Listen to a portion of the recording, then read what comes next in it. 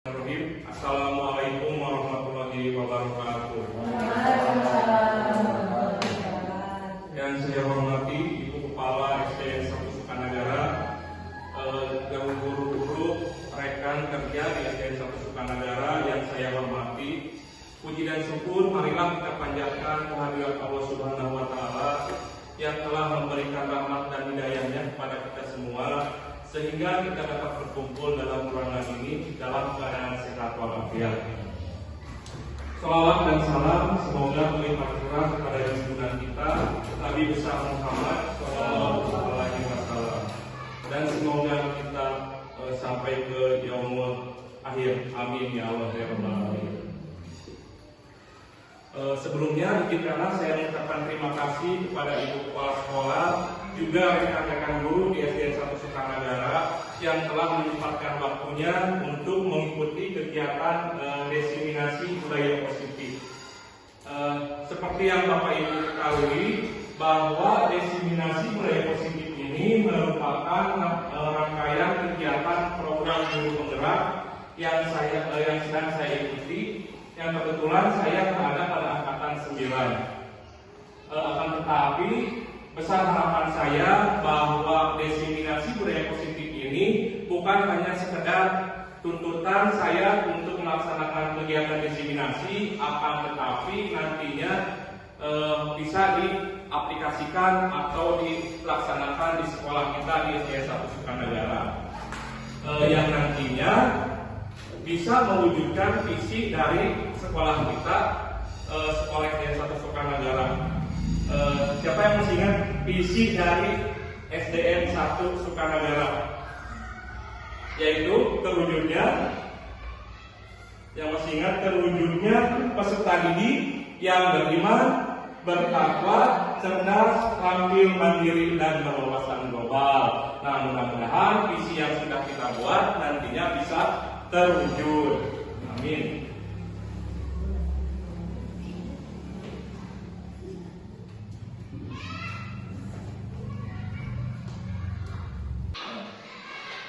Sebelumnya Bapak Ibu bisa perhatikan dulu. Kita mulai kegiatan hari ini ya Bu.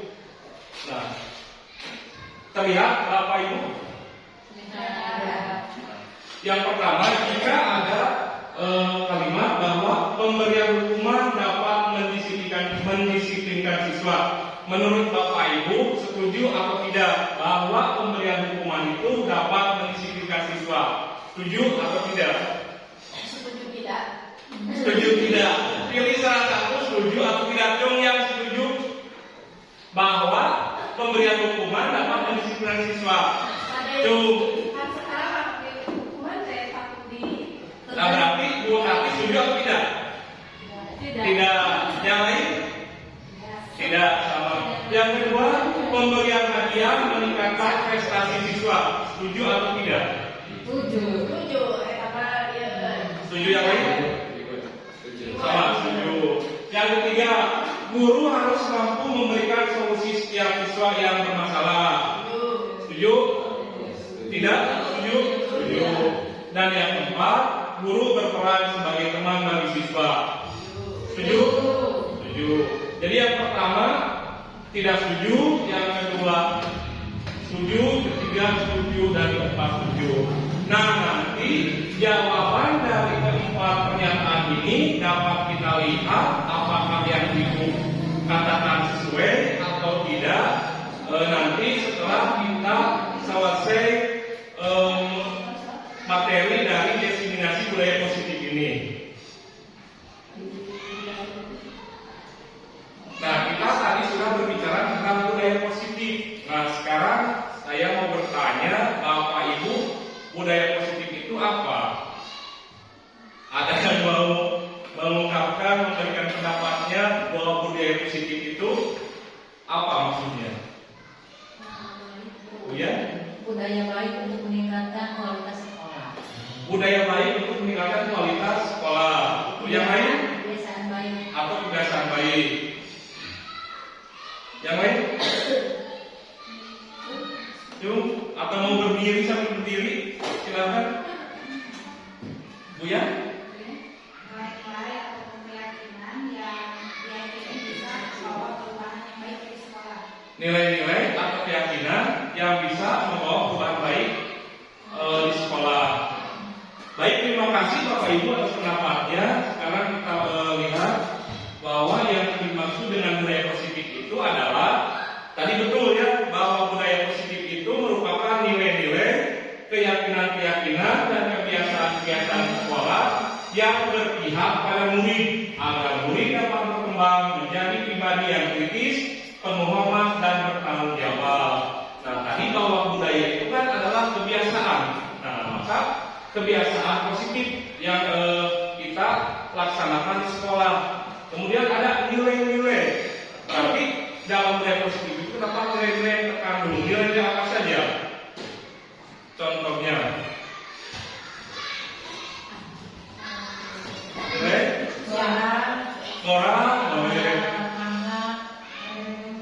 religius, mandiri, seperti itu ya. Kemudian kreatif, inovatif, nah betul. Kemudian ada keyakinan dan kebiasaan di sekolah yang berpihak pada murid. Nah, perlu digarisbawahi bahwa kebiasaan-kebiasaan yang berpihak pada murid. Nah, seperti Bapak Ibu ketahui bahwa pembelajaran pada saat ini, apalagi kurikulum merdeka, bahwa kita harus menghilangkan yang namanya teacher center, nah, beralih kepada student center, yaitu yang berpihak pada murid, pada anak. Nah, maka kita harus bisa mengcover setiap kegiatan-kegiatan di sekolah itu harus berpihak pada murid atau kepada anak. Nah, contohnya yang sudah kita laksanakan sebetulnya sudah banyak, namun memang belum teraktualisasi dengan baik. Kita sudah ada 5S sudah terlaksana. Senyum, sapa, salam, sopan, santun. Nah, ini sebetulnya sudah ada di sekolah kita. Bagaimana setiap pagi anak-anak ketika kita datang sudah disambut dengan salam, senyum, kemudian sopan, bahasanya santun. Nah, kemudian contoh lainnya misalkan sebelum belajar berdoa terlebih dahulu, karena kita sudah terbiasa bahwa anak-anak sebelum kita belajar itu disuruh untuk berdoa terlebih dahulu. Nah, itu juga merupakan nilai-nilai atau kebiasaan-kebiasaan yang memang berpihak pada murid.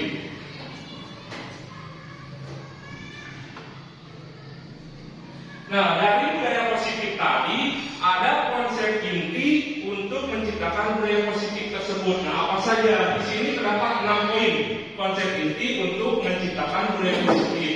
Yang pertama ada yang disebut dengan disiplin positif. Nah, disiplin positif, kita sering mendengar kata disiplin.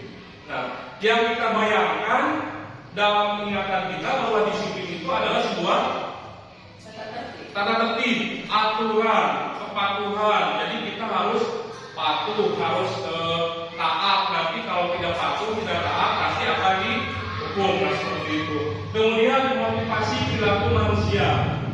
Yang ketiga, keyakinan kelas atau sekolah. Kemudian yang keempat, kebutuhan dasar manusia. Yang kelima, posisi kontrol guru. Dan yang keenam, segitiga restitusi. Nah, ini adalah konsep inti untuk menciptakan budaya positif.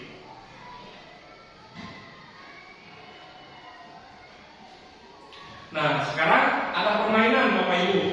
Nah, judul permainannya adalah coba lakukan. Tugas Anda adalah mengepalkan salah satu tangan Anda. Coba Anda bayangkan bahwa Anda menyimpan sesuatu yang sangat berharga di dalam kepalan tangan Anda. Anda perlu menjaga benda tersebut sekuat tenaga Anda karena begitu pentingnya untuk kehidupan Anda. Tugas B adalah mencoba dengan segala cara untuk membuka kepalan tangan Anda.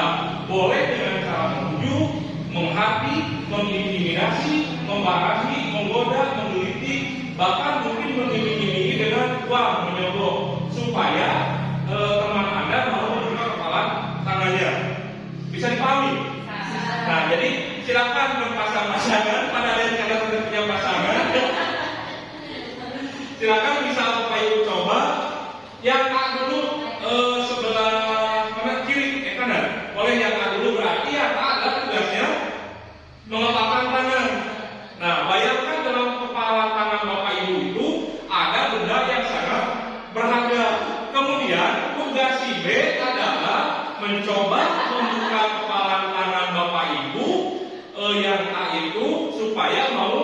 membukanya. Boleh dengan cara merayu dulu dengan baik-baik. Ya, kalau tidak bisa diarti, disuap, bahkan mungkin dengan kekerasan diancam, diintimidasi. Nah, sudah paham? Silakan sekarang boleh dicoba Bapak Ibu untuk mempraktekannya. Misalkan yang A mengepakkan tangannya, coba silakan. Kalau sedang membuka tangan bagaimana? Nah, nanti bisa kita ambil pelajaran dari permainan ini. Kalau ada mau Sama silakan sekarang coba dulu. salaman dulu. Salam dulu biar kita bermusuhan. Silakan. Dua-duanya salaman dulu. Double. Ya. Nah, betul. Nah, jadi intinya sebetulnya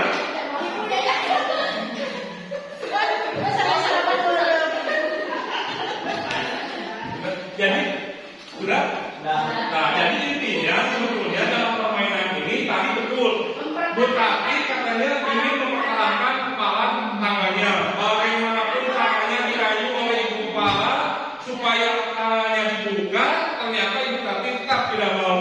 Mungkin ada yang berbeda, ada yang karena rayuan, karena ancaman, jadi karena rasa iba kasihan, ya. Apalagi kalau dengan misalkan saudaranya, atau mungkin kita ingat semboyan bahwa untuk memperkuat silaturahmi pinjam satu. Ya, nah, jadi intinya Bapak Ibu bahwa kita kenapa melepaskan tangan kita atau kenapa kita bisa membuka kepala tangan kita itu adalah dari kontrol diri. Nah, kontrol dari dalam diri. Kalau kontrol dalam diri kita memang sudah kuat, bagaimanapun orang tersebut merayu kita, mengintimidasi kita, bahkan mengancam kita dengan kasar, tentu saja kita tetap akan mempertahankan kepala tangan kita, atau karena dalam kepala tangan kita dapat benda yang memang sangat berharga. Begitu juga sebaliknya, ada orang yang memang ketika dirayu sedikit, dibujuk sedikit karena punya rasa iba yang sangat besar, karuniaan itu namanya, ya udahlah dibuka, diberikan. Itu juga sama bahwa itu adalah merupakan kontrol diri.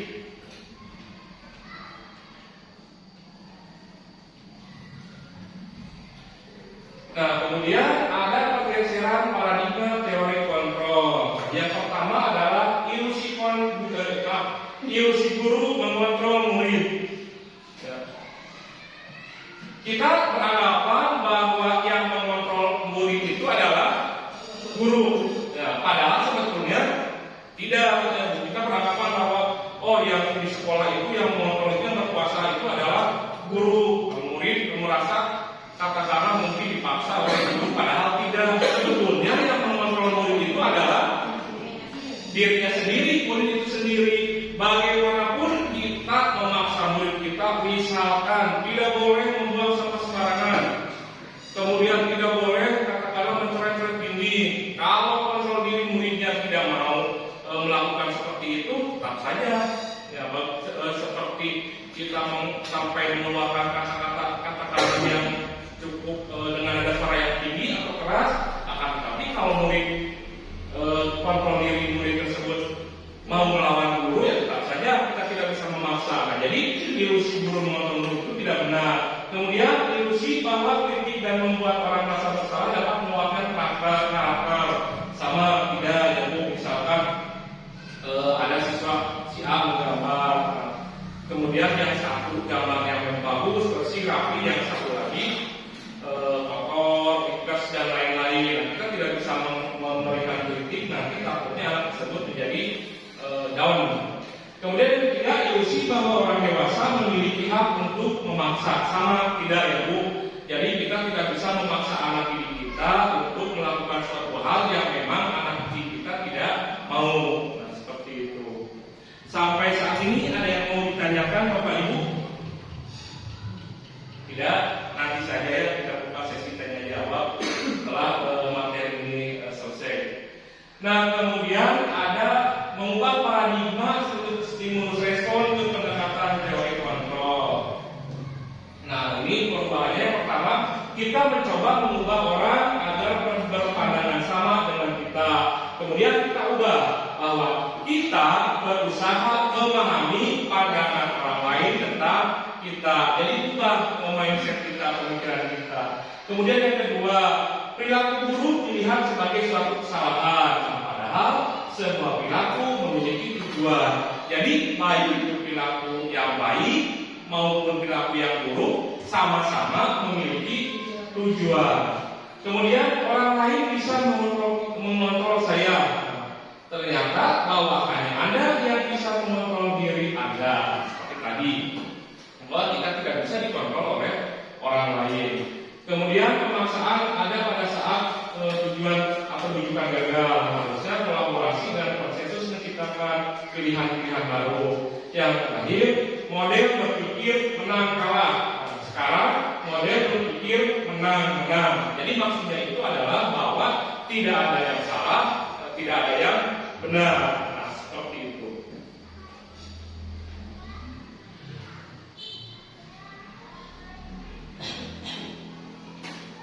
Nah, Bapak Ibu, ternyata yang sudah kita terangkan dari awal sampai saat ini adalah tentang nilai-nilai kebajikan universal yang memang semuanya itu tertuju kepada 6 dimensi profil Pancasila.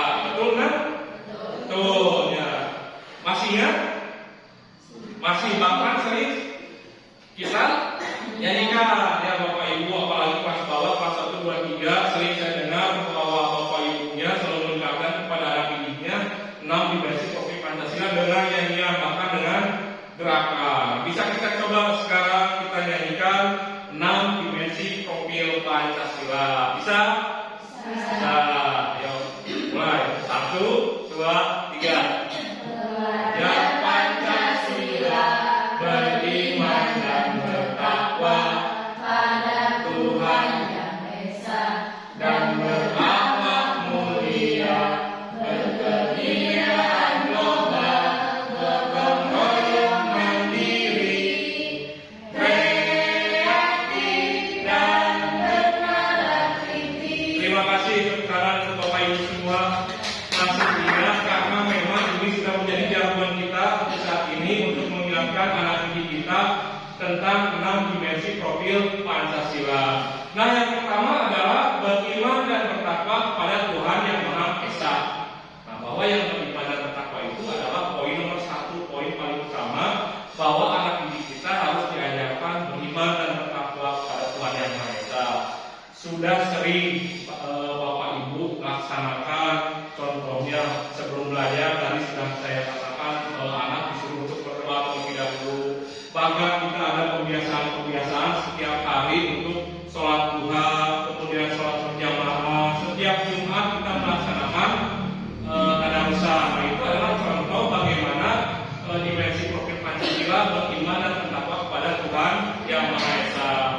Kemudian yang kedua adalah berkebinekaan global. Bagaimana siswa menciptakan kondisi yang harmonis, kemudian rukun, cinta tanah air, toleransi, saling membantu. Nah, itu berkebinekaan global. Kemudian bergotong royong, yang adanya piket sekolah. Kemudian jungsi. Nah, itu adalah contoh-contoh dimensi gotong royong profil pelajar Pancasila. Kemudian mandiri, bagaimana anak dididik untuk belajar mandiri di sekolah. Kalau di rumah biasanya anak sebelum berangkat itu makan susah, maka di sekolah kita disuruh anak mau bekal sendiri dari rumah. Kemudian nanti pada saat istirahat disuruh membuka bekalnya sendiri, bahkan merapikan alat makannya juga sendiri. Nah, itu merupakan satu contoh dari ciri profil Pancasila mandiri. Ya, kalau di rumah kadang kan boro-boro buat merapikan makan sendiri anak-anak, untuk makannya juga susah, dipaksa bagaimanapun anak kalau di rumah susah. Tapi kalau di sekolah lumayan anak bisa mengikuti apa yang memang diperintahkan oleh guru. Jadi memang kan guru itu tugasnya adalah menuntun siswa, menuntun murid kita. Kemudian kreatif. Kreatif itu bagaimana siswa bisa menciptakan sesuatu yang berdampak, kemudian yang bermanfaat. Nah, itu adalah ya contoh dari kreatif. Kemudian yang terakhir adalah berkala kritis. Bagaimana siswa bisa mendapatkan berbagai macam informasi, apalagi dengan kemajuan teknologi pada saat ini. Nah, itu Bapak Ibu tentang dimensi profil pelajar Pancasila.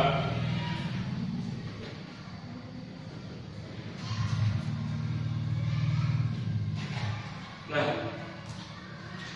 kemudian ada motivasi perilaku manusia. Yang pertama adalah untuk menghindari ketidaknyamanan atau hukuman. Kemudian yang kedua untuk mendapatkan imbalan atau penghargaan dari orang lain.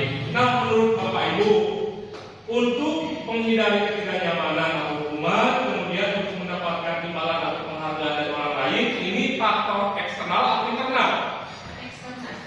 Eksternal. Nah, faktor dari luar. Betul, ya, bahwa untuk menghindari ketidaknyamanan. Nah, biasanya anak untuk menghindari ketidaknyamanan itu punya pertanyaan-pertanyaan dalam dirinya, kalau saya tidak melakukan itu berarti nanti bagaimana? Nah, jadi tidak ikhlas, masih dalam dirinya itu bertanya-tanya.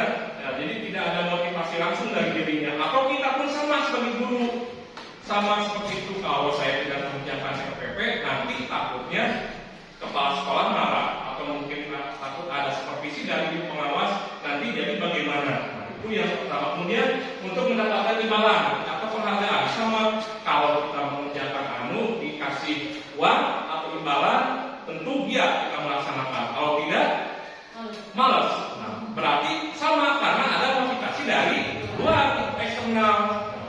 Yang terakhir, untuk menjadi orang yang mereka inginkan dan menghargai diri sendiri dengan nilai-nilai yang mereka percaya. Nah, ini yang harus kita tanamkan pada anak kita. Yang ini berupa faktor dari internal, dari dalam diri siswa. Jadi siswa itu mau tidak ada guru, mau ada guru, tetap mereka mengerjakan tugasnya, menjalankan kewajibannya tanpa harus ada katakanlah iming-iming nanti nilainya besar atau lain-lain. Jadi faktor dari dalam. Nah, itu yang harus kita tanamkan. Dan kita pun sama ya Bapak Ibu masih berada di lingkaran yang dua itu, untuk menghindari ketidaknyamanan, kemudian untuk mendapatkan imbalan. Nah, seperti itu. Insya Allah mudah-mudahan setelah ini kita bisa berubah ya Bu. Jadi kita masuk ke yang ketiga, untuk menjadi orang yang mereka inginkan.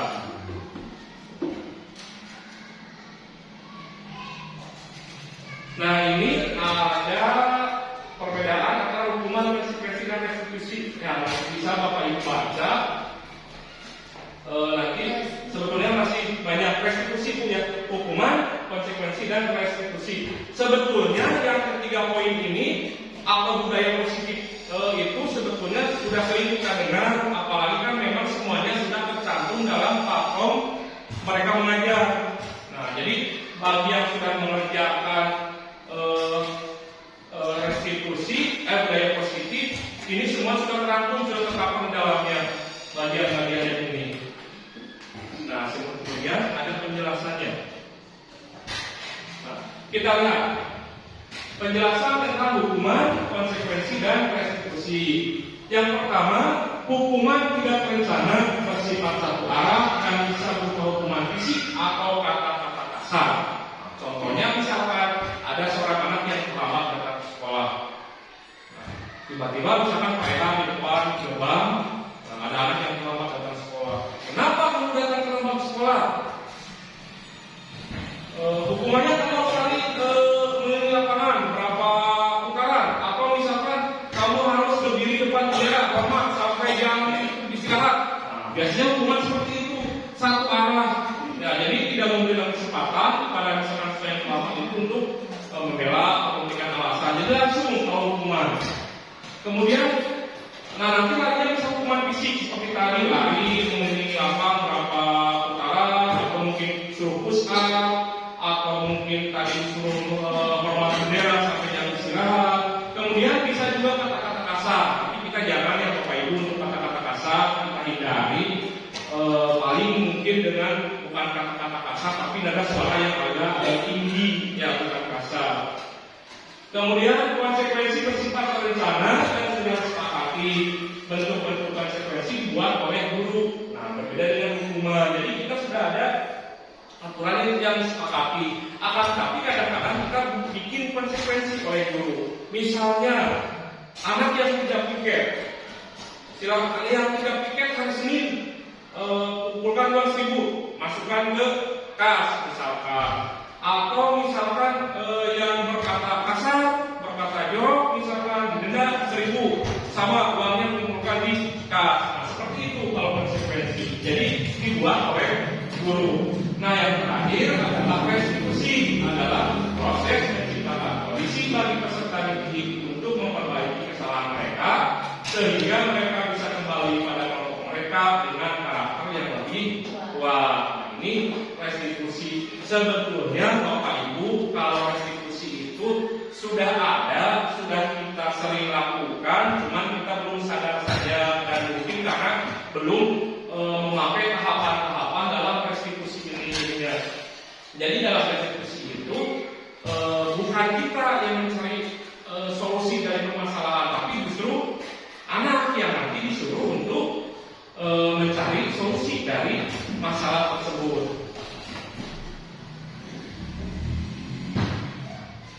Nah, ini contohnya, manakah antara hukuman, konsekuensi atau restitusi? Yang pertama, mencatat 100 kali di dalam buku kalimatnya, saya tidak akan terlambat lagi karena terlambat ke sekolah. Maksudnya yang mana? Nomor 1, hukuman, konsekuensi, restitusi. Hukuman. Kemudian yang kedua, kehilangan 10 menit jam istirahat untuk mengerjakan tugas karena terlambat datang dan tinggal pelajaran. Hukuman, konsekuensi. Jadi konsekuensinya adalah kehilangan 10 menit. Yang ketiga, lari mengelilingi lapangan basket 2 kali. Hukuman. Yang keempat, memberikan coretan yang dibuatnya di meja tulis. Memberikan konsekuensi, ya, karena kan awalnya pasti ada coretan dulu. Nah, nanti disuruh untuk membersihkan coretan tersebut, maka konsekuensi. Nomor 5, terlambat hadir 15 menit dan diminta untuk tinggal 15 menit, konsekuensi. Menggantikan kertas tugas teman yang telah dicoret-coret, konsekuensi. Berjemur di lapangan basket pukul 12 siang karena mengobrol, hukuman. Dan yang terakhir, berdiri di depan kelas sambil mengangkat kaki karena tidak bisa menjawab pertanyaan, hukuman. Tuh ya Bapak Ibu.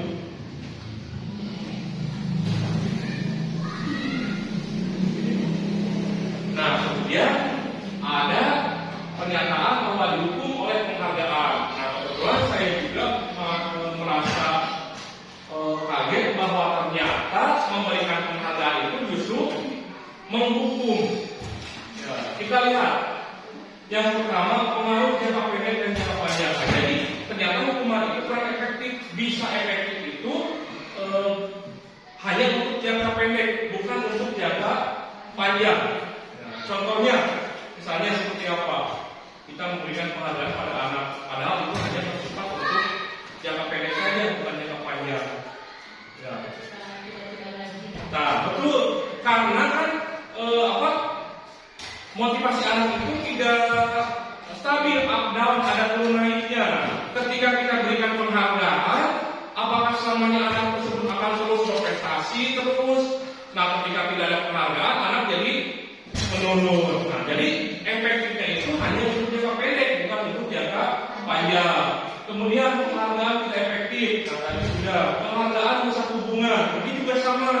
Misalkan tulis memberikan penghargaan karena mungkin kebetulan Malinda paling berprestasi di kelas 4 misalkan, memberikan penghargaan terus karena prestasi.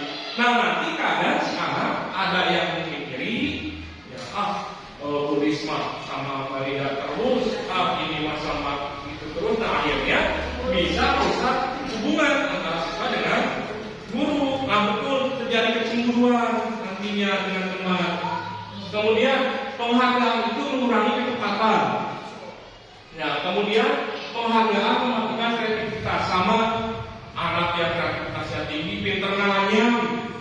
Mama juga juara, pinter nyanyi, mama juga juara. Nanti yang tidak punya kreativitas akhirnya saya mau pasti yang itu dia kalau dijadikan putusan wewenang karena pinter itu saya. Padahal anak itu mungkin masih belum keluar aja kreativitas yang akan, tapi dengan pemberian penghargaan oleh kita, maka anak tersebut jadi akhirnya malas. Kemudian yang terakhir, penghargaan menghukum. Ini Bapak Ibu yang paling parahnya kalau penghargaan itu menghukum. Nah, kalau kan sekarang memang kan seharusnya dalam kurikulum Merdeka Belajar itu paling dua kurikulum nasional benar bahwa sistem perankitan itu kan sudah memang tidak ada sebetulnya, karena kembali lagi bahwa penghargaan tersebut bisa menjadi hukuman. Untuk siswa yang prestasinya 1, 2, 3, mereka diberikan piala penghargaan, diberikan hadiah, naik panggung. Nah, sedangkan yang 4, 5, 6 tidak diberikan apa-apa, padahal yang 4, 5, 6 juga kan sama, mereka sebetulnya berprestasi. Tapi karena memang itu sudah ada kebiasaan pada yang 1, 2, 3 yang memang betul-betul punya prestasi bagus, yang akhirnya diberikan hadiah, diberikan naik panggung dan lain, akhirnya yang lain merasa saya mana bukan mereka 1, 2, 3 ini, saya 4, 5, 6, jadi akhirnya mereka sama, motivasinya menurun. Karena kan prestasi itu bukan hanya dilihat dari nilai akademik, kan seperti yang kita ketahui bahwa nilai raport itu ada nilai pengetahuan, ada nilai sikap dan keterampilan. Nah, jadi 3 itu psikomotor masuk ke dalam keterampilan. Jadi 3 itu yang memang bisa kita lihat bahwa mungkin si anak di akademiknya bagus, di keterampilannya bisa kurang, atau sebaliknya seperti itu. Jadi kita bisa mempertimbangkan berbagai hal untuk memberikan penghargaan pada anak. Mungkin bisa diingat tadi pertanyaan yang awal, ada 4 pertanyaan tuh bahwa dengan penghargaan kita tadi apa lupa, dan mungkin nanti bisa kita lihat kembali.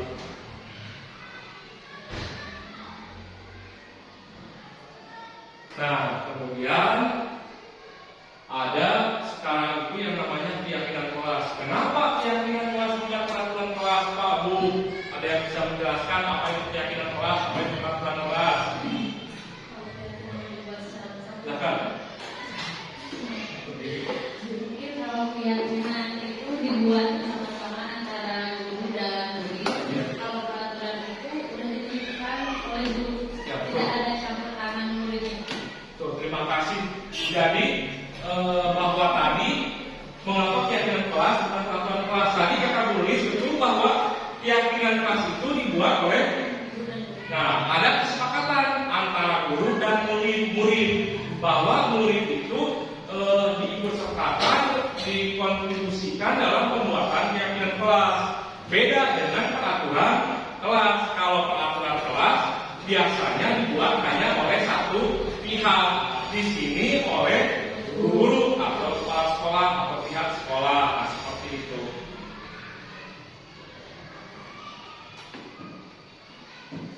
Nah, ini ada pernyataan Bapak Ibu. Yang pertama, mengapa kita diwajibkan menggunakan helm saat mengendarai sepeda motor?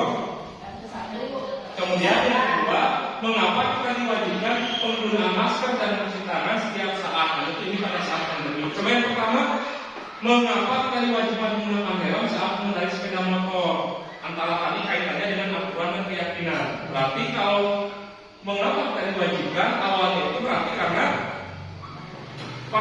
peraturannya.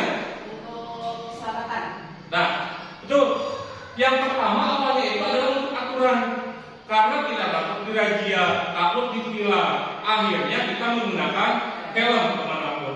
Padahal di dalam peraturan tadi ada nilai keyakinan. Tadi betul kata Bu Tati, yaitu keselamatan, bahwa kita harus mengindahkan nilai keselamatan, bukan karena takut dirazia.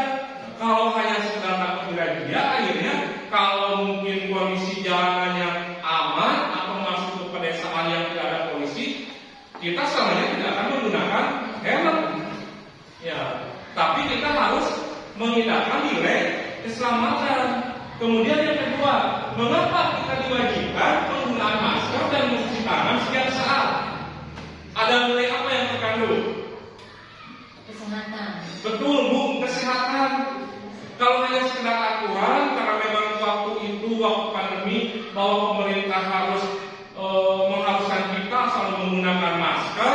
Nah, tanpa misalkan kita berpikir bahwa bukan karena aturan, tapi karena kita ingin selamat. Nah, bahkan sekarang pun juga sebetulnya, walaupun kita sudah terlepas dari pandemi, penggunaan masker itu memang harus terus kita pakai. Kita sesuaikan dengan situasi kondisi. Mungkin untuk kalau yang berkendaraan, debu, ya mungkin juga kalau misalkan lingkungannya ada sedang perbaikan jalan dan lain-lain, kembali lagi takut terkena debu, nah seperti itu. Atau mungkin ada yang punya penyakit alergia, nah seperti itu. Jadi kita harus mempertimbangkan nilai keyakinan dari setiap aturan, bahwa yang pertama tentang keselamatan, nilai yang kedua tentang kesehatan. Seperti itu, Bapak Ibu. Ada yang mau ditanyakan? Masih belum? Lanjut.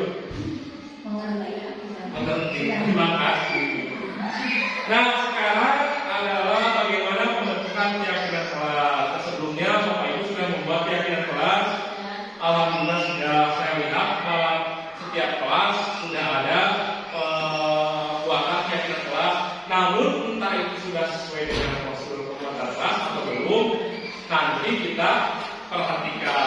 Kita lihat. Yang pertama, keyakinan kelas bersifat abstrak daripada peraturan yang lebih rinci dan konkret. Kemudian keyakinan kelas berupa pernyataan yang universal. Yang ketiga, keyakinan kelas hendaknya tidak terlalu banyak sehingga mudah diingat dan dipahami. Tidak usah terlalu banyak, Bapak Ibu. Paling sedikit mungkin 5, paling banyak 10, supaya anak mudah mengingat apa yang dibuat dalam keyakinan kelas tersebut.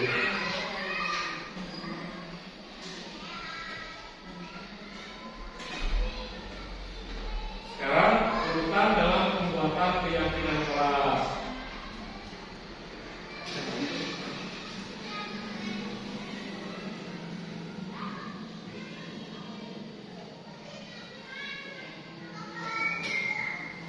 Tidak lucu, yang pertama itu urutan dalam pembuatan keyakinan kelas itu yang pertama adalah tentu saja seluruh siswa diikutsertakan, berkontribusi di dalam kelas, ikut curah pendapat untuk memuatkan tentang kelas impian yang diinginkan oleh anak tersebut. Jadi semuanya disuruh untuk membuat. Nah, biasanya kan sekarang itu pembuatan keyakinan kelas itu dalam sticky note. Nah, maka anak dibagikan sticky note-nya, kemudian disuruh untuk mencurahkan atau menuliskan apa yang diinginkan, kelas yang diinginkan oleh anak tersebut. Kemudian yang kedua, ubah dari kalimat negatif menjadi kalimat positif. Misalkan, jangan buang sampah sembarangan, maka kita ubah menjadi buanglah sampah pada tempatnya. Atau jangan berlari-larian, maka kita ubah menjadi berjalan dengan hati-hati. Nah, jadi hindari kata jangan dan dilarang. Nah, seperti itu. Sudah seperti itu Bapak Ibu? Sudah. Ada yang paling belum? Nanti kita buat ya. Dibuat ulang. Kemudian yang ketiga, setelah dibuat, nanti kan banyak tuh. Dari tiap siswa itu pasti misalkan dari 20 siswa, pasti satunya itu ada yang sama keyakinan kelasnya dengan teman yang lain. Nah, tugas kita adalah memilih, mengelompokkan yang sama itu antara siswa yang satu dengan yang lain. Nah, kemudian setelah kita kelompokkan, kita pilih menjadi keyakinan kelas. Nah, seperti tadi Bapak Ibu, bahwa keyakinan kelas itu tidak usah terlalu banyak. Mungkin cukup 5-10 itu cukup. Nah, yang terakhir adalah memajang hasil keyakinan kelas siswa di kelas. Sudah Bapak Ibu pajang? Nah, yang terakhir yang paling penting adalah setelah dipajang itu harus ada tanda tangan siswa. Nah, itu ya. Jadi harus di tanda tangan. Jadi resmi bahwa keyakinan kelas seperti itu. Kalau yang belum bisa menyusun. Siap kalau untuk kelas bawah mungkin karena belum bisa tanda tangan, boleh menggunakan sap jempol, ya betul. Diwarnakan warna-warni cat tangan anak-anak itu. Nah nanti setelah sampai di bagian terakhir dicap, nah kemudian ditempel di dinding. Usahakan menempelnya itu di tempat yang memang mudah dijangkau oleh anak. Jangan di belakang lemari seperti ini misalkan, atau di tempat yang terlalu tinggi. Jadi anaknya tanahnya, jadi misalkan di pinggir pintu. Jadi setiap anak mau keluar, kadang melihat, pas mau masuk juga melihat keyakinan kelas yang dibuatnya. Jadi setidaknya anak nanti bisa ingat bahwa saya sudah membuat keyakinan kelas yang ini. Jadi nantinya saya harus bertanggung jawab karena ini adalah keyakinan kelas yang saya buat.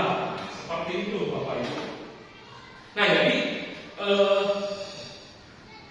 fungsi utama dari budaya positif kita tahun ini yaitu nanti adalah dengan adanya keyakinan kelas yang kita buat. Nah, ini ada 5 posisi kontrol guru. Nah, yang pertama adalah penghukum, yang kedua pembuat merasa bersalah, yang ketiga teman, yang keempat pemantau, dan yang kelima adalah manajer. Nah, sekarang dari kelima poin ini Bapak Ibu pilih yang mana? Mau pilih yang mana Bapak Ibu? Yang nomor 1, nomor 2, nomor 3, nomor 4, nomor 3. Boleh tulis supaya ingat nanti. Mau pilih yang mana? Mau yang nomor 1, yang nomor 2, yang nomor 3, yang nomor 4, nomor 5. Boleh. Saya nomor 3. Boleh 1 saja. Ya, 1 aja dulu. Silakan. Yang udahlah ini tentang MPK tinggal pilih. Oh saya menghukum, oh saya teman. Silakan. Ingat-ingat jawabannya.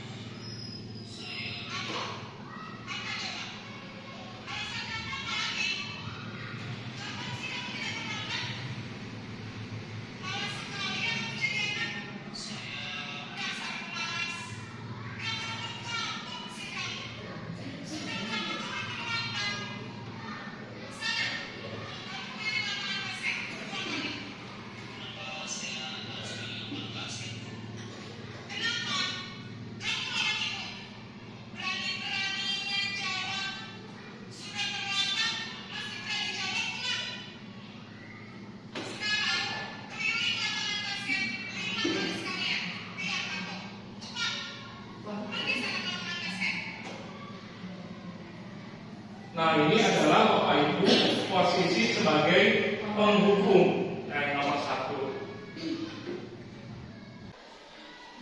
Nah kemudian posisi pembuat merasa bersalah.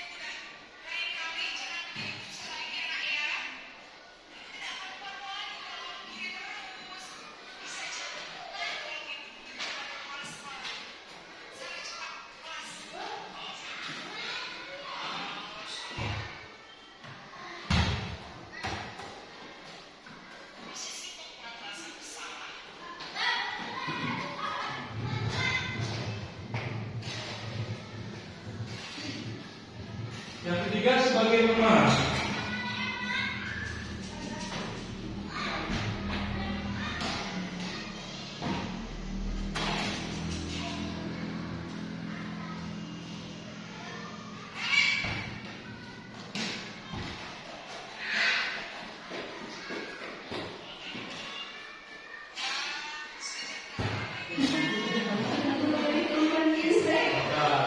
Silakan ingat-ingat kembali jawaban Bapak Ibu yang tadi yang mana?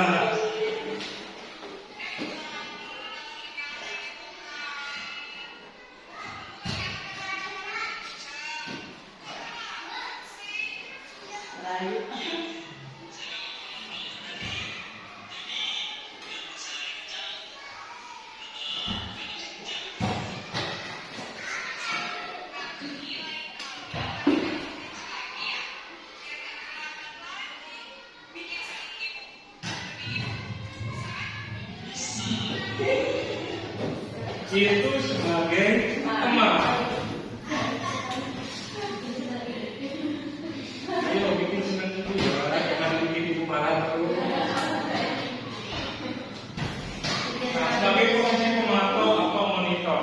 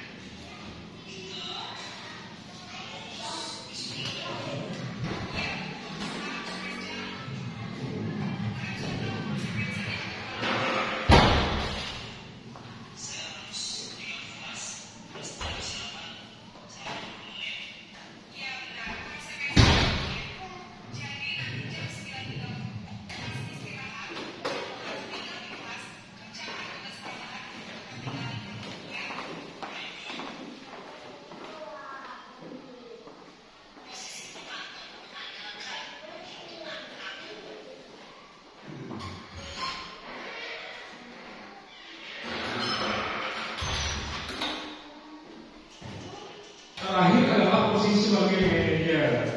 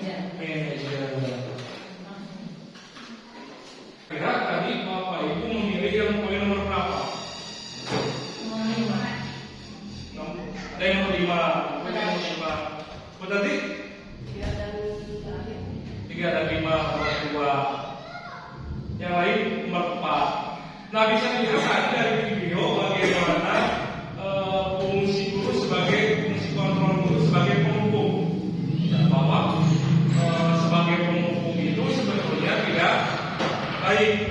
Yang tidak boleh, yang nantinya kan ada dampak yang bisa didapatkan oleh anak tersebut apabila guru seperti kelompok tadi, mungkin saja siswa bisa menjadi dendam kepada guru tersebut. Nah, kita kan terkadang sering mendengar ada yang kadang kalau siswanya sudah dimarahi itu ban motornya mungkin dikempesin, ya, atau kadang bangku dipakai apa coret-coret. Nah, itu adalah dampak dari si seorang motor guru sebagai penghukum. Kemudian yang kedua,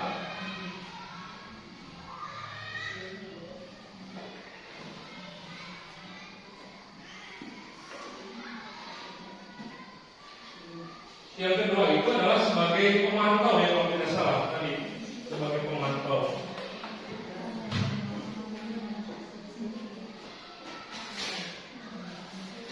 Kemudian yang ketiga, sebagai teman. Nah, biasanya yang sebagai teman itu memang bagus, memang baik dulu sebagai teman itu. Jadi teman bisa, betul Bu, bukan teman. Jadi siswa bisa lebih dekat kepada guru, bisa leluasa. Kadang mungkin di rumahnya ada masalah dengan orang tuanya, bisa curhat dengan gurunya. Namun tetap masih ada dampaknya juga, bahwa nanti siswa tersebut bisa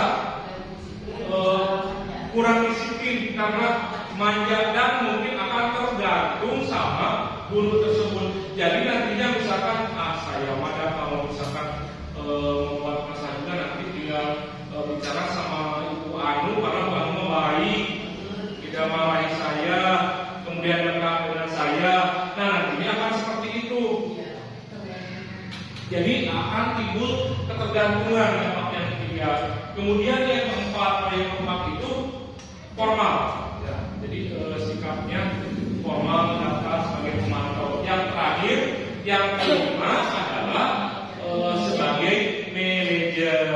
Nah, ini kontrol guru yang memang harus kita laksanakan di sekolah sebagai manajer. Yang kelima, jadi seorang manajer itu apabila menemukan masalah anak itu tidak langsung memarahinya, tidak langsung menegurnya, apalagi memberikan hukuman fisik dan lain-lain, tapi dicari dulu apa akar masalah tersebut, dipancing-pancing. Kalau masalah anaknya terlambat, kita beri kalimat pancingan dulu, kenapa terlambatnya.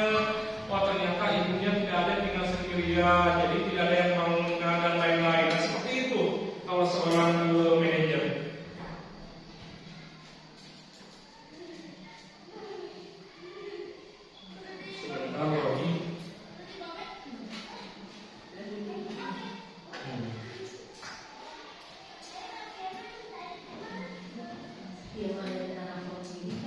Ya, semua memang tercantum dalam mata pendidikan PM, materi designasi budaya positif. Memang sudah ada.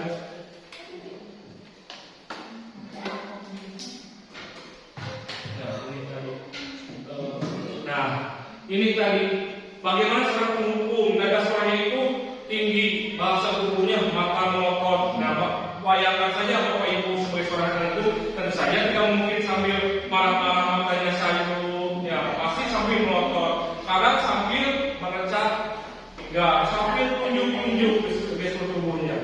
Kemudian membuat merasa bersalah, nada suaranya memelas. Kamu, nah saya dimarahin di kepala. Jadi terus mungkin kasarnya agak lebay, ya. Jadi akhirnya membuat si anak merasa bersalah, ya, akhirnya. Nah, kemudian teman, tadi nilai suaranya ramah, akrab, kemudian kadang disertai dengan bercanda, kemudian bahasa tubuhnya kalau berbicara dengan anak itu mendekat dengan anak, ngobrol dekat, tidak ada jarak istilahnya. Cuma tadi kembali lagi dampaknya itu kan kadang kita melihat anak itu jadi tidak tahu batasan, bahwa ini adalah guru yang harus kita hormati, ada batasan-batasannya. Kadang kan kita melihat anak duduk di lamunan pangkuan guru, yang kemudian kadang di belakang punggung guru sambil gitu ya. Karena fungsi kontrol sebagai teman, akibat fungsi kontrol sebagai teman itu seperti itu.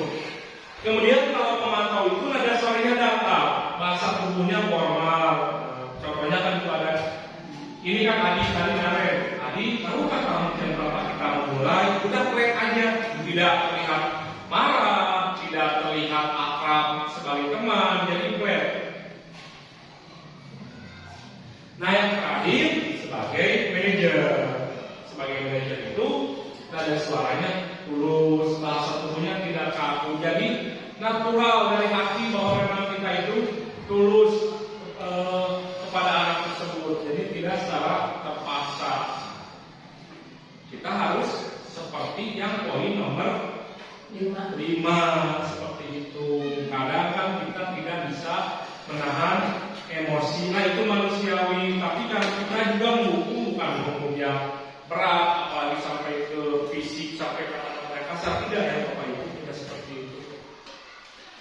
Nah, kemudian lanjut ada kebutuhan dasar manusia.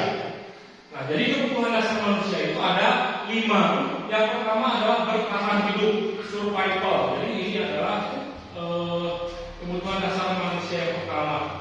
Kemudian kesenangan, kebebasan, cinta dan kasih sayang. Nah, kemudian penguasaan. Bertahan hidup tentu saja bukan hanya kita sebagai orang dewasa yang bertahan hidup, anak-anak juga pasti punya kebutuhan untuk bertahan hidup. Mereka butuh makan, butuh pakaiannya supaya mereka bisa melanjutkan kehidupannya. Kemudian kesenangan. Semua orang ingin senang, termasuk anak-anak juga ingin senang. Kemudian kebebasan, sama anak-anak perlu adanya kebebasan. Kemudian cinta dan kasih sayang. Jadi kadang anak ada yang suka caper di sekolahnya. Mungkin karena memang di rumahnya karena bapak ibunya sibuk sehingga kurang perhatian dari bapak ibunya, maka di sekolah ada yang mungkin merasa dekat dengannya, apalagi guru perempuan biasanya dekat dengan siswa-siswi, akhirnya mereka merasa punya tempat untuk mencurahkan kasih sayang yang lain selain orang tua di rumahnya, yaitu ibu gurunya misalkan. Kemudian yang terakhir penguasaan. Jadi anak juga butuh penguasaan. Contohnya misalkan kadang sedang diberikan tugas menulis, tiba-tiba si A merebut pulpen temannya. Itu anak tersebut membutuhkan penguasaan dari orang lain bahwa oh saya di kelas itu bahwa yang paling kuat, paling berani, paling berkuasa. Akhirnya pulpen sedang dipakai direbut. Atau misalkan sedang bermain bola di luar, tiba-tiba direbut bolanya, diambil. Itu juga sama bahwa anak butuh penguasaan atau kekuasaan. Sekarang Bapak Ibu lihat, aku senang main kejar-kejaran dengan ibu guru, seru. Coba ini maksudnya kesenangan, kebebasan, cinta kasih sayang, kemudian akhir penguasaan. Ini maksudnya mana? Aku senang main kejar-kejaran dengan ibu guru, seru. Kesenangan. Kemudian yang kedua, ibu kejar aku karena ibu guru sayang aku. Kasih sayang. Aku hebat kan, bisa gigit ibu guru kejar aku. Penguasaan, jadi ngerasa udah gua, tapi aku hebat kejar ibu guru. Kemudian yang terakhir, aku bosan belajar mewarnai terus di dalam kelas. Kebebasan, anak butuh kebebasan. Kadang kan anak 1 jam, 2 jam bisa oke lah belajar di dalam kelas, aman, kondusif, terkendali. Akan tetapi sudah mau menuju istirahat, apalagi jam-jam jam-jam rawan, anaknya sudah tidak kondusif, gurunya sudah capek dengan akhirnya kan kelas jadi kurang terakomodir, kurang tertata seperti itu. Jadi bagaimana kita memenuhi kelima kebutuhan dasar anak itu di dalam kelas adalah tugas kita. Mungkin kalau anak merasa ada yang bosan, kita bisa mengganti metodenya dengan yang lain, dengan permainan dan lain-lain seperti itu.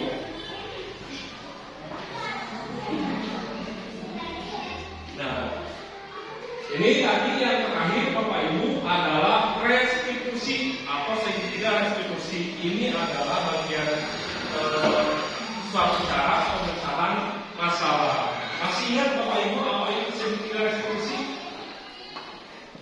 Ada yang masih ingat?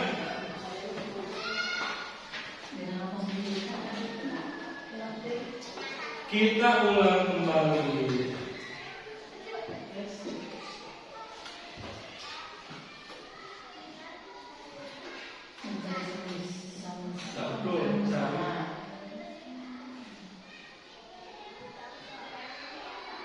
Nah, restitusi adalah proses menciptakan kondisi bagi peserta didik untuk memperbaiki kesalahan mereka sehingga mereka bisa kembali pada kelompok mereka dengan karakter yang lebih kuat. Betul. Nanti setelah selesai dilakukan pemecahan masalah dengan segitiga restitusi, akan ada perubahan pada anak tersebut. Nah, ini tahapan-tahapannya Bapak Ibu. Karena namanya juga segitiga restitusi, berarti ada 3 tahapan. Yang pertama adalah tahapan menstabilkan identitas. Jadi kalau anak berbuat salah, jangan kita, kenapa kamu tidak menggunakan baju sepatu hitam? Kenapa kamu datang terlambat? Bahwa dalam segitiga restitusi ada yang namanya menstabilkan identitas. Yang terdiri dari berbuat salah itu tidak apa-apa, kemudian tidak ada manusia yang sempurna, itu kalimatnya. Kemudian Bapak juga pernah atau Ibu juga pernah melakukan kesalahan seperti itu. Nah, kita bisa menyelesaikan ini seperti itu.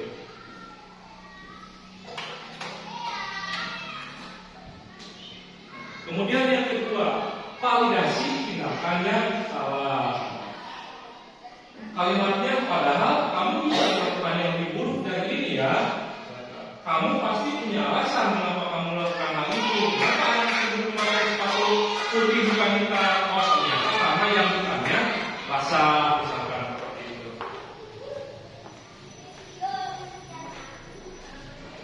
Nah, yang ketiga, menanyakan keyakinan. Apa yang kita percaya sebagai masalah keluarga atau apa nilai-nilai yang harus kita sepakati? Kalau misalkan anak menggunakan bukan sepatu hitam, misalkan putih, maka nilai-nilai yang kita sepakati yang terjadi itu adalah apa? Kalau anak tidak memakai sepatu hitam, tapi sepatu putih, maka ada nilai-nilai kesepakatan yang telah dibuatnya itu yang jalannya jadi apa? Disiplin, tanggung jawab, nah itu. Jadi kita ingatkan kembali, oh kalau kamu tidak memakai sepatu hitam, berarti ada nilai keyakinan yang kamu langgar. Nilai keyakinan apa? Disiplin Pak, karena kan kita harus selalu memakai sepatu hitam sebagai seorang siswa. Kemudian kita harus selalu datang tepat waktu sebagai seorang siswa. Nah seperti itu. Itu adalah tahapan dari segitiga restitusi. Nah, thank you Bapak Ibu, terima kasih sudah selesai. Tapi sebelumnya kita ingat kembali pertanyaan yang awal tentang ada 4 pertanyaan.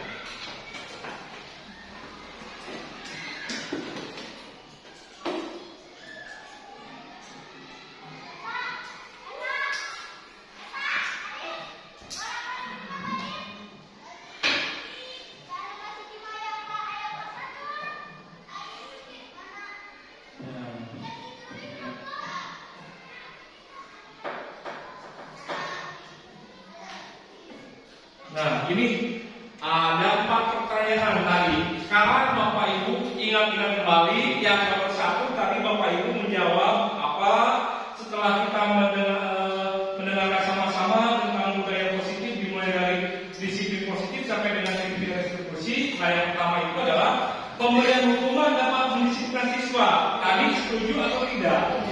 Nah, ternyata sekarang tidak. Kemudian pemberian hadiah meningkatkan prestasi siswa. Tidak juga. Yang ketiga, guru harus mampu memberikan solusi setiap siswa yang bermasalah. Tetap tidak. Karena yang sekarang itu dengan segitiga restitusi yang memberikan solusi setiap masalah itu adalah siswa. Guru hanya sebagai mediator, fasilitator yang membantu, membimbing, mengarahkan. Selebihnya silakan siswa yang memberikan solusi setiap masalah yang ditimbulkan oleh siswa tersebut.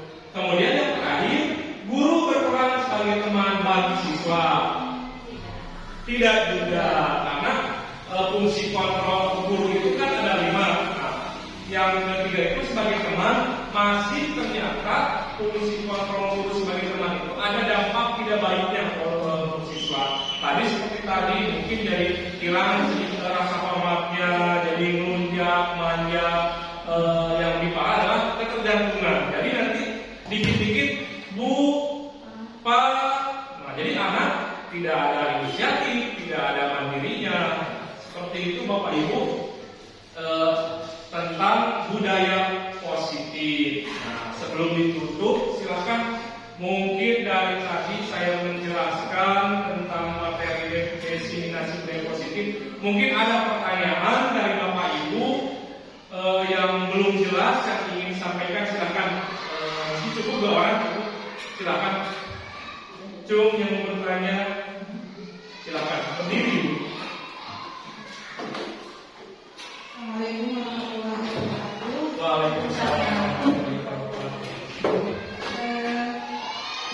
Dari ulasan tadi saya sempat melihat bahwa kalau pemberian hukuman ataupun penghargaan itu tidak efektif dan dampaknya itu tidak berdampak pada jangka panjang, tapi hanya bersifat jangka pendek. Nah, yang saya tangkap itu yang lebih baik itu adalah kita bisa memotivasi dari dalam diri kita sendiri. Nah, yang saya tanyakan, bagaimana cara kita untuk memotivasi dari dalam diri kita sendiri supaya bisa mendapatkan nilai-nilai kebaikan yang besar. Mungkin seperti itu. Terima kasih. Baik, terima kasih Bapak Ibu ya yang telah memberikan pertanyaannya. Mungkin ada yang mau jawab, yang mau memberikan jawabannya, silakan yang mau bantu. Ibu mungkin mau menanggapi pertanyaan dari Ibu ya tadi bahwa bagaimana cara memunculkan motivasi dari dalam diri ya. Ini menurut saya Bu ya, mungkin nanti kalau bisa ada yang pendapat kurang pas dengan jawaban saya, mungkin bisa ditambahkan untuk memotivasi diri siswa. Jadi tentu saja itu bukan hal mudah, tidak semudah kita membalikkan telapak tangan, sama seperti halnya kita mendisiplinkan anak. Tentu saja butuh usaha, butuh perjuangan. Mungkin salah satu caranya adalah dengan kita melakukan pendekatan secara terus-menerus kepada siswa tersebut. Nah, apalagi kan sekarang itu ada apa yang namanya di awal itu tes diagnostik anak, sehingga kita bisa mengetahui motivasi dari tiap-tiap siswa. Nah, awalnya seperti apa? Jadi kita bisa tahu, oh ternyata kalau si A itu ternyata setelah dilaksanakan tes diagnostik motivasinya itu kurang, berbeda dengan si B. Nah, maka kita lebih melakukan pendekatan yang lebih itu kepada yang motivasi dari dalam dirinya itu kurang. Walaupun tetap bahwa memunculkan motivasi dari dalam diri itu cukup susah, ya cukup sulit dibandingkan dengan yang eksternal tadi, diberikan berupa penghargaan, berupa pujian dan lain-lain. Itu ampuh. Yang berbeda kalau kita misalkan bahwa motivasi itu kita inginkan itu adalah dari dalam diri anak tersebut, supaya nantinya hasilnya bisa berjangka panjang. Tidak pemberian yang secara nantinya itu memberikan jangka pendek yang akhirnya tidak efektif seperti itu. Nah, mungkin itu kemudian jawabannya. Ada yang mau menambahkan? Ibu, silakan. Saya terima kasih. Iya.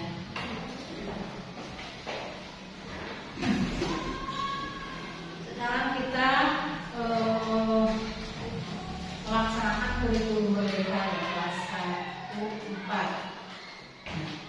Dalam memberikan motivasi itu berbeda dengan zaman dulu.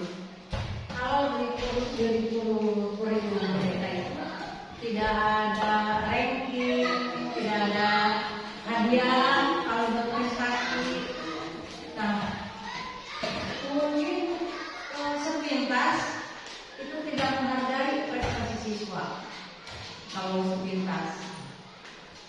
Nah, dampaknya kalau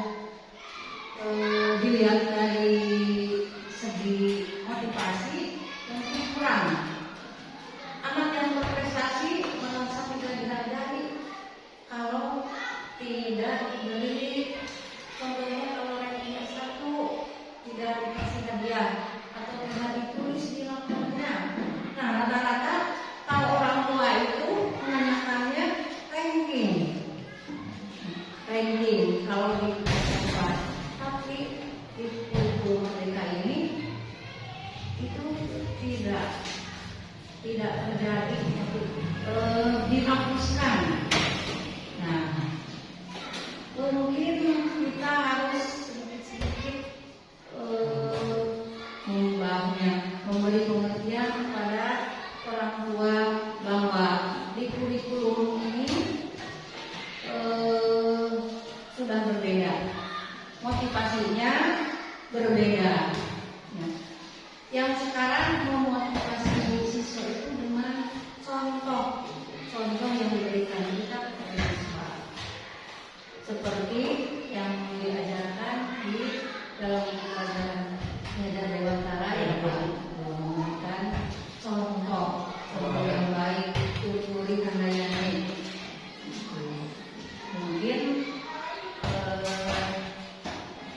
dalam pendidikan ibu zaman dulu yang sekarang jauh berbeda. Kalau zaman dulu itu ada ranking, dikit-dikit diberi penghargaan itu untuk memotivasi siswa. Tapi dari kurikulum sekarang ini berbeda dengan motivasi siswanya. Mungkin itu perlunya. Terima kasih kepada Ibu Kepala yang telah menambahkan. Jadi betul ya Bu, sebetulnya kita sebagai guru itu harus memberikan contoh teladan yang baik. Jadi anak itu sebenarnya akan lebih mudah menyerah kalau kita diberikan contoh langsung dibandingkan dengan kita memberikan obrolan, nasihat, ceramah. Anak akan lebih langsung menyerap dengan memberikan contoh secara langsung, fungsi nyata yang langsung, tidak hanya sekedar kata-kata. Nah, mungkin seperti itu. Untuk yang pertama mungkin sudah jelas ya Bu ya. Yang kedua ada yang mau bertanya lagi? Silakan. Silakan. Assalamualaikum warahmatullahi wabarakatuh. Waalaikumsalam. Sekitar penghargaan tadi kan dikatakan bahwa penghargaan itu tidak efektif diberikan kepada siswa. Iya. Nah, kita kan sebagai guru tetap ingin memberikan penghargaan kepada siswa ya. Kalau misalkan kita ingin memberikan penghargaan itu dengan memberikan bintang, kayak stiker atau kayak yang lagi musim sekarang tuh Pak. Itu bagaimana? Boleh nggak? Iya. Baik. Terima kasih Bu Lis.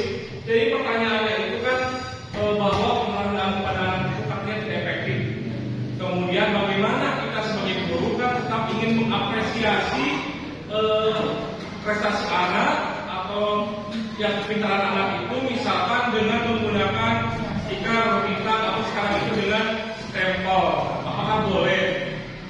Kalau menurut saya, ini menurut saya bahwa kita kembali lagi bahwa stiker, stempel, kemudian bintang itu kan sama halnya, itu adalah sebuah alat untuk memberikan penghargaan. Kalau penghargaan itu kan sama dengan menghukum tetap.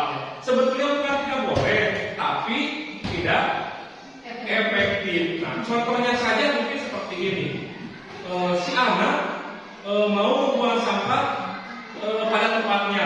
Bagus ya, kamu membuang sampah sembarangan. Kamu membuang sampah pada tempatnya. Sini ibu kasih bintang 4 karena kamu sudah membuang sampah pada tempatnya. Misalkan seperti itu.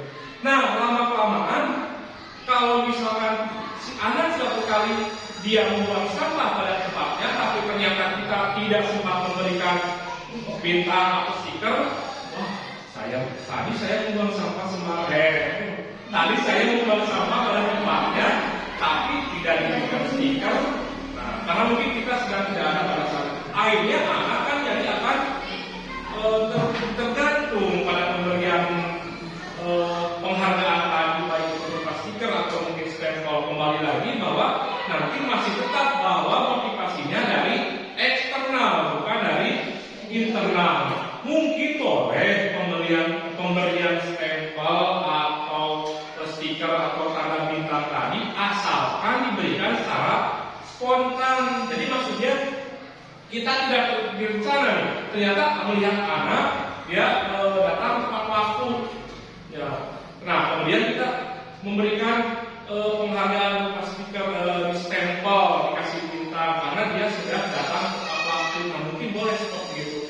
Kalau dijadikan kebiasaan, nanti takutnya seperti itu. Kalau tidak diberikan penghargaan lagi, nanti motivasinya menurun karena tidak diberikan. Akhirnya kan anak menurunkan motivasi anak tersebut. Mungkin seperti itu, Bapak Ibu. Ada yang ditanyakan lagi?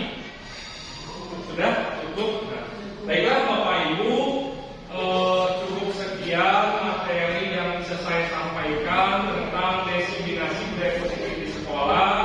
Mudah-mudahan apa yang saya sampaikan pada kesempatan ini dapat kita ambil pelajarannya, kemudian bisa kita laksanakan, kita bisa aplikasikan di sekolah kita, dan kembali lagi mudah-mudahan bisa mewujudkan visi dari sekolah kita yang kita impikan.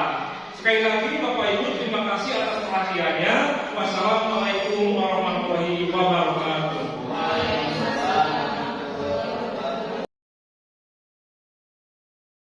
Assalamualaikum warahmatullahi wabarakatuh. Selamat pagi anak-anak. Bagaimana kabarnya hari ini? Baik? Masih semangat untuk belajar? Nah, kalau kalian masih semangat untuk belajar. Nah, akan tetapi anak-anak, pada hari ini sebelum kita memulai pembelajaran kita, sebelumnya kita akan membuat terlebih dahulu tentang keyakinan kelas. Nah, tentunya sebelumnya kita juga sudah mempunyai peraturan kelas. Nah, sekarang coba Bapak mau bertanya, kenapa kita harus membuat keyakinan kelas sedangkan di kelas juga sudah ada peraturan kelas? Ada yang sudah tahu apa bedanya peraturan kelas dengan keyakinan kelas? Ada yang tahu?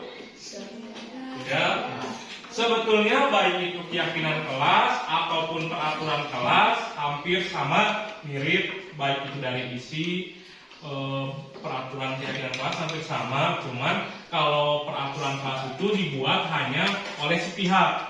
Kalau peraturan di sekolah, maka yang membuatnya adalah guru, kepala sekolah. Nah, kalau keyakinan kelas dibuatnya berdasarkan kesepakatan bersama di dalam kelas. Jadi ada guru, ada siswa. Jadi siswa juga semua ikut berpartisipasi. Nah, sekarang kita akan belajar membuat keyakinan kelas. Nah, ada beberapa hal yang harus diperhatikan dalam keyakinan kelas. Yang pertama, kita jangan membuat kalimat negatif. Maksudnya kita harus menghilangkan kata dilarang atau jangan. Contohnya, kalian akan membuat keyakinan kelas.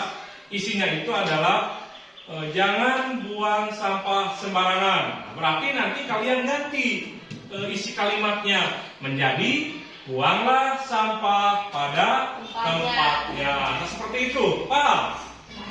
Jadi usahakan kalimat negatif itu dihilangkan, ganti dengan kalimat positif. Kemudian setelah selesai kalian menulis di dalam, nanti Bapak akan bagikan kalian sticky note. Ya, nah nanti kalian tulis dalam sticky note isi dari keyakinan kelas tersebut. Kemudian nanti kalian tempel hasil tulisan kalian. Ya, nanti ditempel. Setelah itu nanti Bapak akan kelompokkan. Mungkin dari kalian ada yang isinya sama. Misalkan Aji menulisnya, misalkan contohnya kata disiplin, ternyata Ajam juga sama. Nanti kita pilih salah satu. Ya, nah setelah selesai, terakhir kita susun kalimat keyakinan kelasnya menjadi sebuah keyakinan kelas yang jadi. Nah, kemudian nanti setelah jadi kita tempel ulang. Nah, kita tempel di dalam sebuah styrofoam yang keyakinan kelasnya yang sudah jadi, kita susun. Dan yang paling akhir, yang paling penting itu harus dibubuhi tanda tangan oleh kalian. Ya. Nanti kalian satu persatu setiap siswa menandatangani hasil keyakinan kelas yang sudah dibuat. Boleh menggunakan tanda tangan, kalau tidak bisa menggunakan apa? Cap jari boleh ya. Kita nanti gunakan cap jari. Kalau misalkan kita kan tanda tangan agak susah ya kalau di styrofoam membuat tanda tangan. Nah boleh nanti kita membuat cap jari. Nah akan tetapi kita tempelkannya secara rapi, secara teratur ya. Jadi terlihatnya bagus. Karena nanti kan hasil keyakinan kelas ini akan dipajang di dalam kelas. Nah, supaya setiap kali kalian keluar masuk kelas itu ingat bahwa kita pagi ini sebelum pembelajaran dimulai, kita sudah memulai dulu dengan pembuatan keyakinan kelas, yang mana nanti hasil dari pembuatan keyakinan kelas ini harus kalian patuhi dan laksanakan. Seperti itu anak-anak, dapat dimengerti? Ada yang bertanyakan? Nah, baiklah.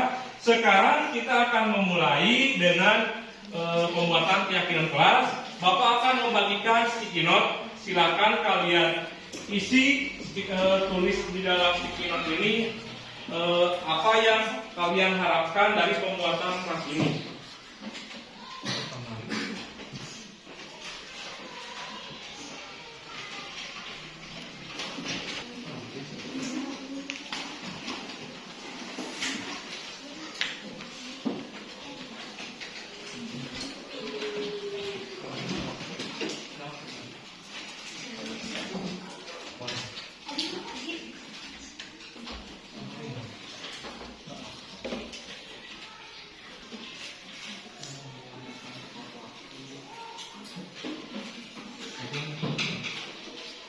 Silakan mulai tulis.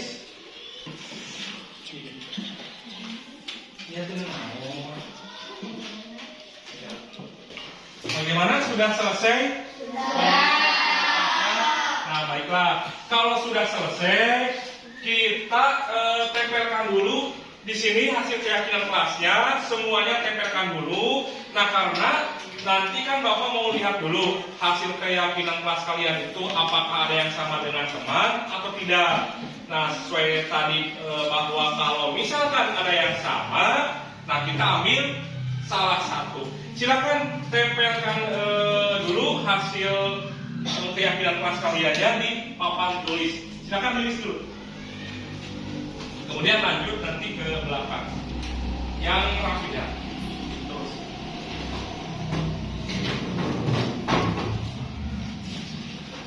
Kemudian lanjut, silakan.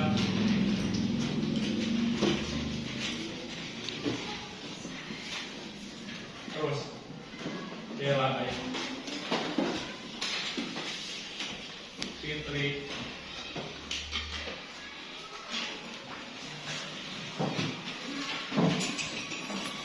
Terus lanjut. Yuk, Ida. Di bawah boleh kalau tidak. Nah, terus lanjut. Rival terus. Yuk. Stop Aji. Terus Andi. Stop semua ini. Ayo, bentar.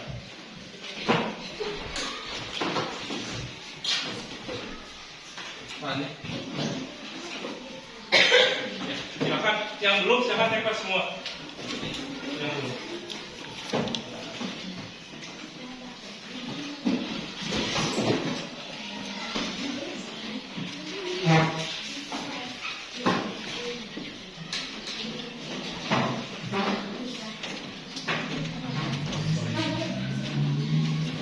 Baik, terima kasih. Kalian sudah menuliskan keyakinan kelas kalian. Sekarang kita lihat, kita kelompokkan mana yang sama. Nanti kita pilih salah satu. Yang pertama adalah buang sampah pada tempatnya. Kemudian disiplin, hidup rukun, tolong menolong, berpakaian rapi. Nah ini sudah. Kemudian menjaga kebersihan sekolah, sopan kepada guru, menjaga kebersihan. Nah yang ini hampir sama dengan menjaga kebersihan sekolah. Nanti kita ambil salah satu. Saling menghormati, berbicara sopan, bertanggung jawab, kemudian sopan lagi, meminta izin kepada guru, datang tepat waktu, sopan, berbicara dengan sopan, menghormati guru, bertanggung jawab, menghargai teman, datang tepat waktu dan berpakaian rapi. Nah, sekarang kita susun menjadi keyakinan kelas yang sudah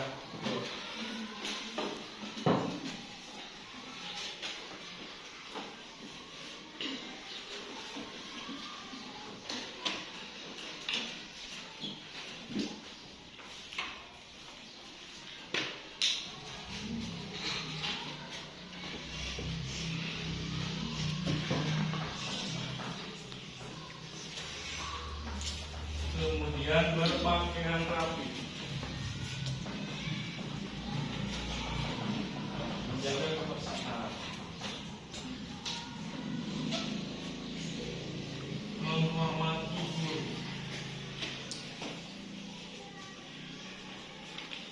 boleh datang tepat waktu,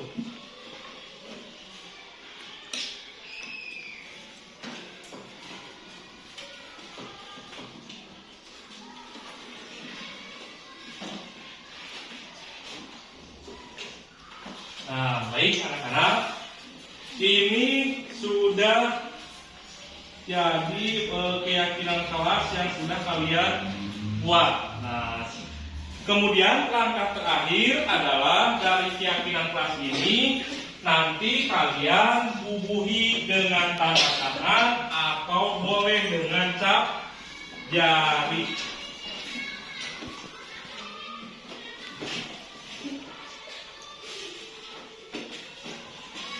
Silakan, sekarang kalian bisa mulai untuk menumbuhkan cap jari. Silakan dimulai dari Riris.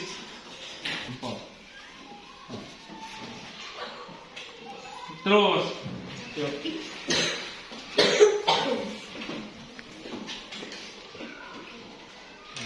terus lanjut.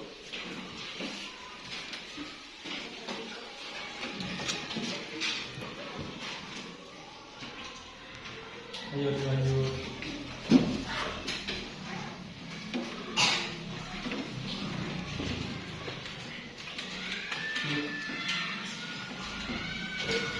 Yauda, Arifki silakan. Kemudian nanti lanjut dengan Aji dan Hendra. Lanjut terus. Yuk.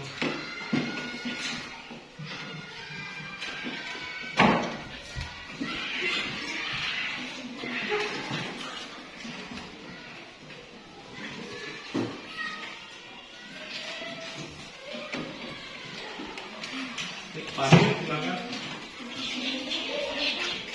Ada Risa.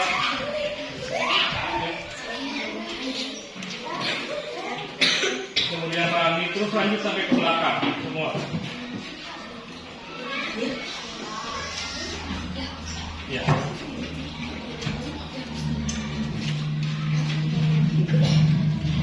Terus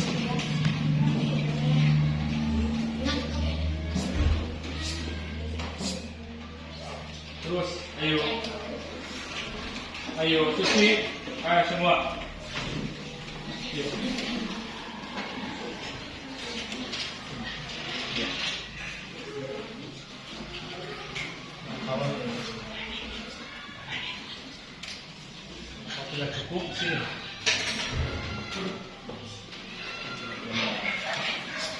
Iya.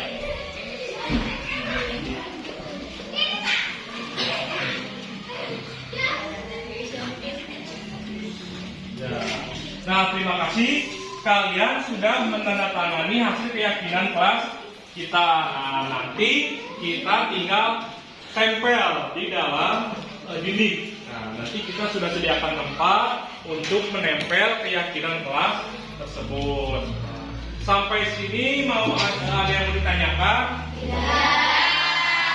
Sudah paham ya tentang pembuatan keyakinan kelas? Tidak. Nah, kalau sudah paham, terima kasih. Kemudian nanti kita lanjutkan dengan pembelajaran kita seperti biasa. Wassalamualaikum warahmatullahi wabarakatuh.